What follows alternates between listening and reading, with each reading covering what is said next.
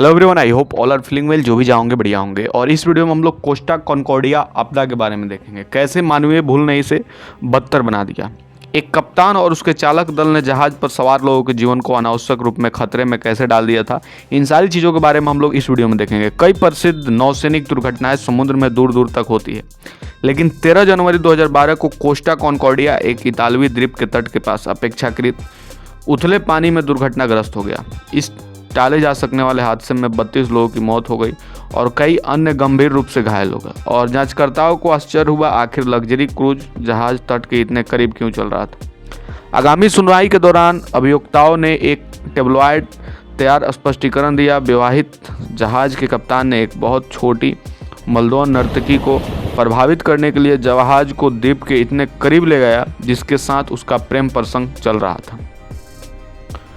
और इसके साथ ही अगर बात करें तो कैप्टन फ्रांसिस्को स्केटनी अपनी गर्लफ्रेंड को प्रभावित करने की कोशिश कर रहे थे।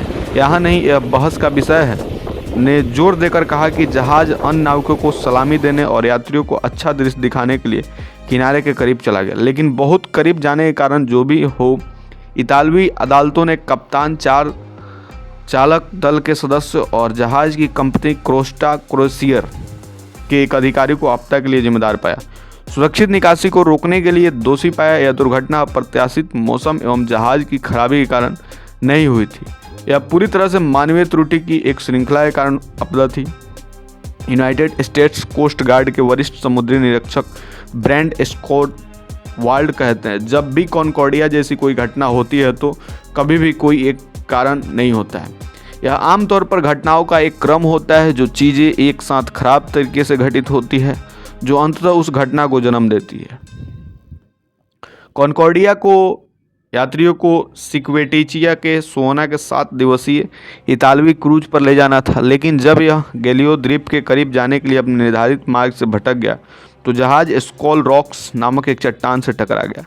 टक्कर से जहाज क्षतिग्रस्त हो गया, जिससे पानी अंदर घुस गया और उसमें सवार 4229 लोग खतरे में पड़ गए। यात्रियों को एक अच्छा दृश्य दिखाना एवं अन्य नाविकों को सलामी देने के लिए तट के करीब नौकायन करना सेल बाय के रूप में जाना जाता है, और यह स्पष्ट नहीं है कि क्रूज जहाज कितनी बार ये युद्धाभ्यास करते हैं। कुछ लोग इन्हें नियोजित मार्गों से खतरनाक विचलन मानते हैं। 2012 की आपदा पर अपनी जांच रिपोर्ट में इटली के अवसंरचना और परिवहन मंत्रालय ने पाया कि कॉन्कॉर्डिया समुद्र तट के बहुत करीब खराब रोशनी वाले तट क्षेत्र में रात के समय सुरक्षित दूरी पर उच्च गति पर नौकायन कर रहा था। अपनी मुकदमे में कैप्टन स्कॉटनी ने जहाज के डूबने का दोष हेल्समैन जैकब रूसली बिन पर लगाया, जिसने दावा किया कि उसके आदेश पर गलत तरीके से प्रतिक्रिया की और तर्क दिया कि अगर हेल्समैन ने सही और जल्दी प्रक्रिया की होती तो जहाज बर्बाद नहीं होता। हालांकि एक इतालवी नौसेना एडमिरल ने अदालत में गवाही दी कि भले ही हेल्समैन कप्तान के आदेशों को निष्पादित करने में देर कर रहा है, फिर भी दुर्घटना हो ही जाती।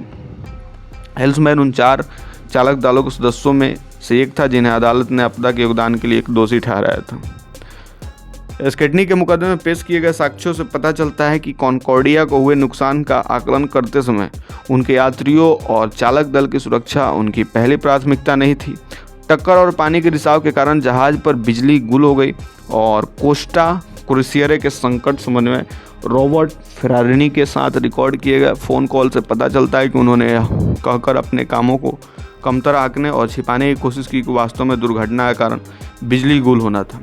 जहाज के डूबने के दौरान स्केटनी ने फेरारिनी ने कहा, मैंने बहुत गड़बड़ी की थी और लगभग पूरे जहाज पानी में डूब रहा था। मुझे मीडिया से क्या कहना चाहिए। बंदरगाह अधिकारियों ने मैंने कहा कि यदि हमारे यहाँ ब्लैकआउट हो गया। बाद में फेरारिनी को बचाव कार्यों में देरी करके आपदा में योगदान के लिए दोषी ठहराया गया। स्कीटिनो में दुर्घटना के बारे में इतालवी खोज और बचाव प्राधिकरण को तुरंत सूचित नहीं किया गया। जांच रिपोर्ट के अनुसार स्कॉल रॉक्स पर प्रभाव स्थानीय समयानुसार रात करीब 9:45 पर हुआ और जहाज के बारे में बचाव अधिकारियों से संपर्क करने वाला पहला व्यक्ति किनारे पर मौजूद कोई व्यक्ति था। खोज और बचाव ने रात करीब 10 बजे से कुछ मिनट बाद जहाज से संपर्क किया, लेकिन स्केटनी ने उन्हें करीब 20 मिनट तक यह नहीं बताया कि क्या हुआ था। टक्कर के 1 घंटे से कुछ ज़्यादा समय बाद चालक दल ने जहाज को खाली करना शुरू कर दिया, लेकिन रिपोर्ट में कहा गया कि कुछ यात्रियों ने गवाही दी कि उन्होंने लाइफ बोट्स की ओर जाने के लिए अलार्म नहीं सुना।